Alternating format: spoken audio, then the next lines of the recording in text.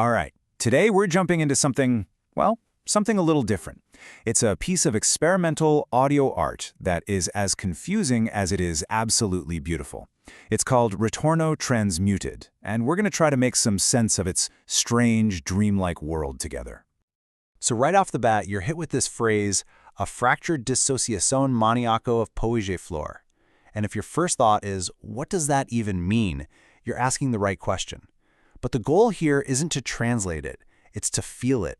It's about the collision of these words, the harshness of fracture and maniac, crashing right into the delicate image of a hummingbird. That feeling right there is our way in. Okay, so our first big idea here comes right from the title itself, Retorno Transmutated, which means the transmuted return.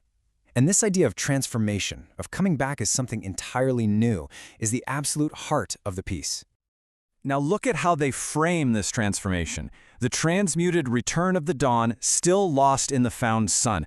That's such a powerful image, isn't it? Think about it. Dawn always returns. It always leads to sunrise. But here it's described as transmuted, changed.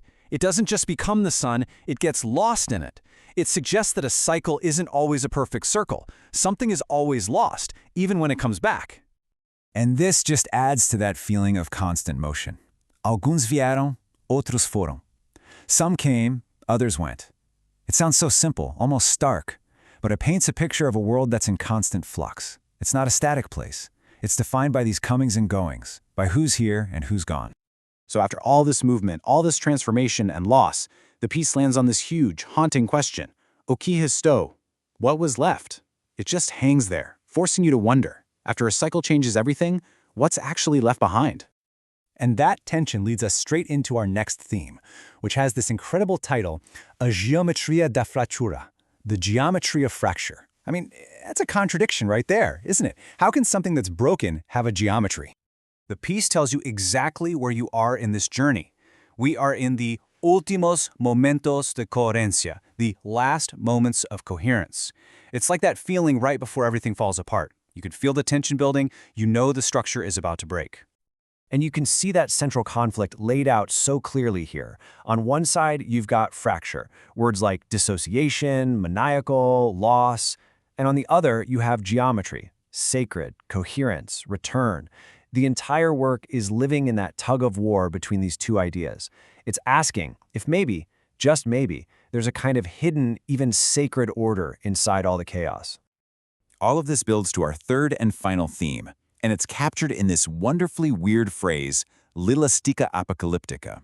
It sounds kind of like a prophecy, but not an ancient one, something much more modern. So what in the world is Listica Apocalyptica? Well, you're not going to find it in any dictionary. It's more of a feeling that the piece creates. It's this fusion of something massive, the apocalypse, with something totally mundane and everyday. It's about finding a strange kind of beauty in the end of things. And here's how the piece makes that huge idea feel real. It brings it crashing down to earth with two simple words, repeated. Inu plastiku, and in the plastic, and in the plastic. Suddenly this huge, cosmic, end-of-the-world feeling is happening inside something manufactured, cheap, and ordinary. The apocalypse isn't just in the sky, it's right here, in our stuff. Now, after floating through all this, it's easy to think, okay, this is just a bunch of random, weird words. But it's not. Not at all. There are architects behind this chaos. There are creators who built this dream. The work actually describes itself as a provisio experimental, an experimental exercise, and that's so important.